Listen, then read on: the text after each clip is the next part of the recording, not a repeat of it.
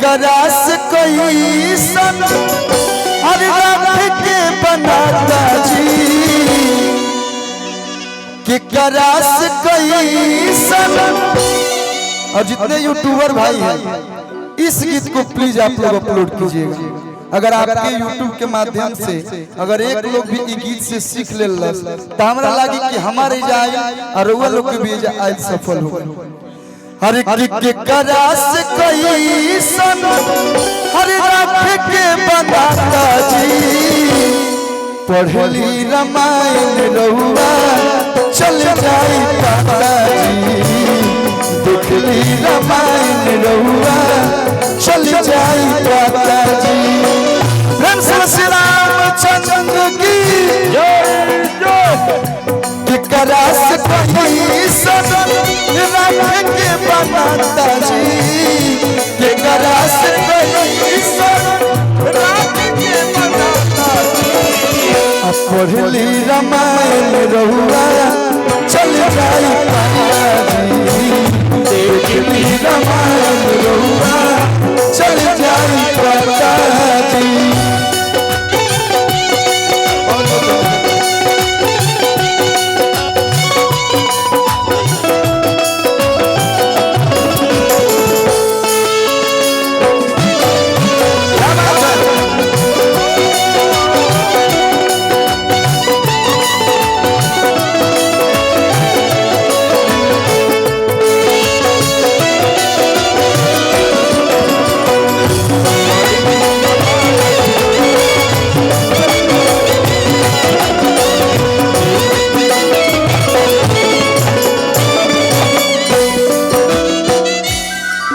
माई बैठल बड़ी है भौजाई लोग बैठल बहने सब गार्जियन बैठल बा। अरविंद भैया आज के समय में अगर बाप बेटा के थोड़ा बहुत कुछ बोल देता अबे बाबा तब बेटा नाराज हो जाता। ये भुला जाता कि हमरा खातिर बाप कितना मेहनत करके पढ़ाई पढ़ौले बा। हम सीबीएसई बोर्ड के खिलाफ नहीं की, सीबीएसई बोर्ड में पढ़ाई पढ़िए लेकिन घर का संस्कार जो है अगर बड़ों को पैर छूना है तो पैर छूइए। भगवान को कोई नहीं देखा है, माता पिता के रूप में ही भगवान हमने के मानल जाला। उस समय में राम जी के पास का ना रहे, एगो माई कहते कि 14 वर्ष आपको वनवास काटना है, एक बार वो नानू को नहीं की, माँ का आदेश का पालन की। बाप संग बेटा के भाई संग भाई के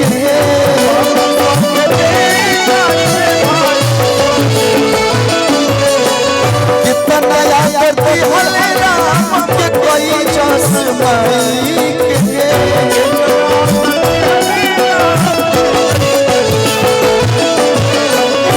और जो आप भाई भाई का प्रेम है भगवान किसी की नजर ना लगे।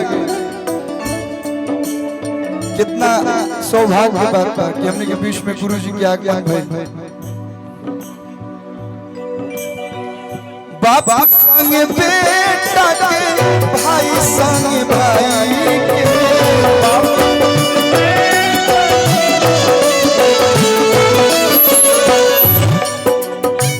कितना याद आती हले राम के कोई जसमाई के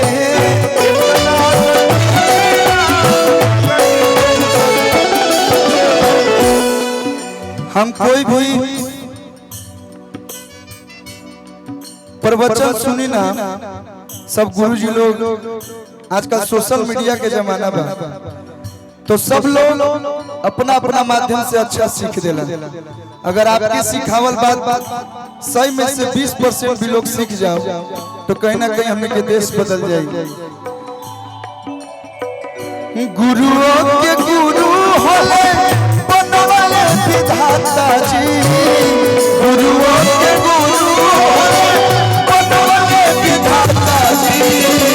पढ़ली रामायण रहुआ चल जाई पाता जी देखली रामायण रहुआ चल जाई पाता जी।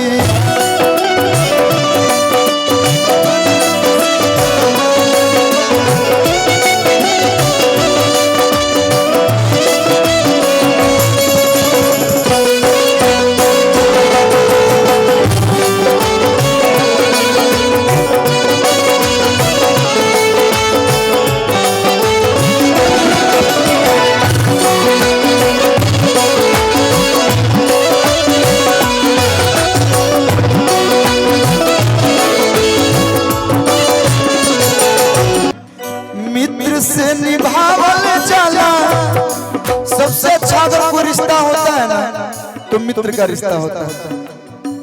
अपने भाई से आप बहुत कुछ नहीं बोल सकते हैं, लेकिन मित्र से हर सुख हर दुख आप बोल सकते हैं। मित्र से निभावल जाला कैसे मिताई, मित्र से निभावल जाला काहे इतना माने ले हनुमान के रघुराई, काहे इतना माने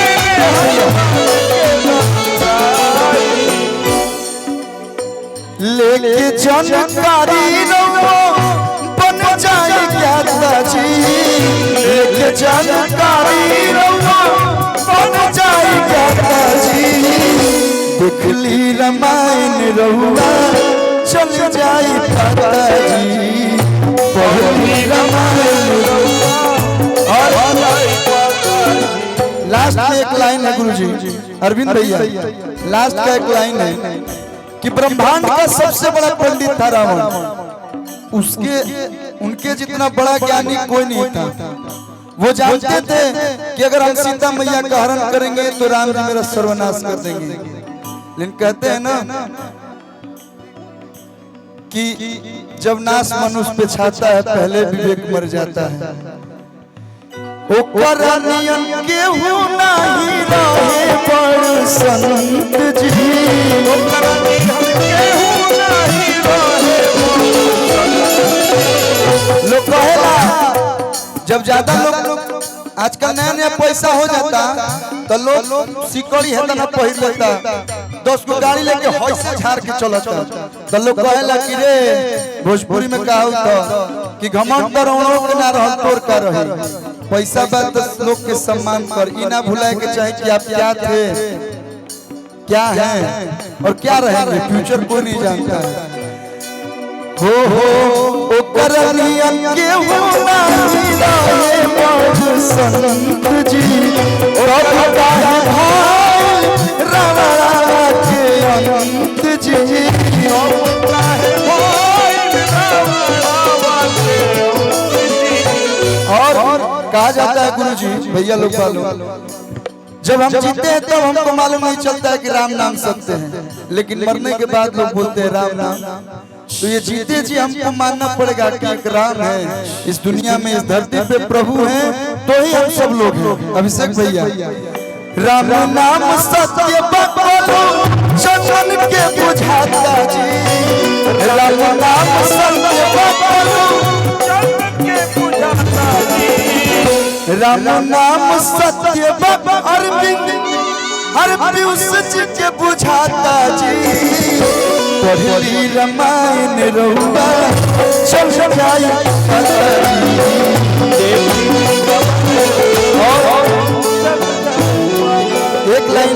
एक लाइन अरविंद भैया मैंने गाया है, आपन माटी एक मेरा यूट्यूब चैनल है भैया का, उस पे केवल सामाजिक गीत और माटी के गीत रिलीज कर जाए। एक बहुत हाल फिलहाल में गीत गोले बने।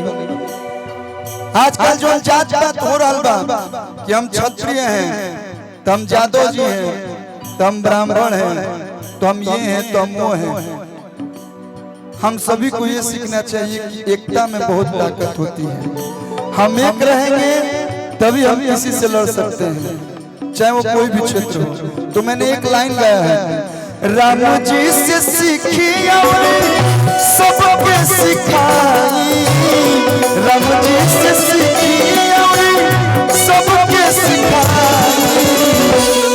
जात पात के भेद भाव जो हुआ उससे भूल जाइए, लेकिन जो अभी है उससे हमें देखना है। हम जो करेंगे वही मेरा बेटा सीखेगा। तो जात पात के भेद भाव ये भैया, जात पात के भेद भाव ये भैया, सबरी के झूठ बायल, सबरी के झूठ बायल खैले न खुदाई, सबरी के झूठ बायल खैले न खुदाई। जात पात के भेद भाव ये भैया, जात पात के भेद भाव ये भैया, जात पात के भेद भाव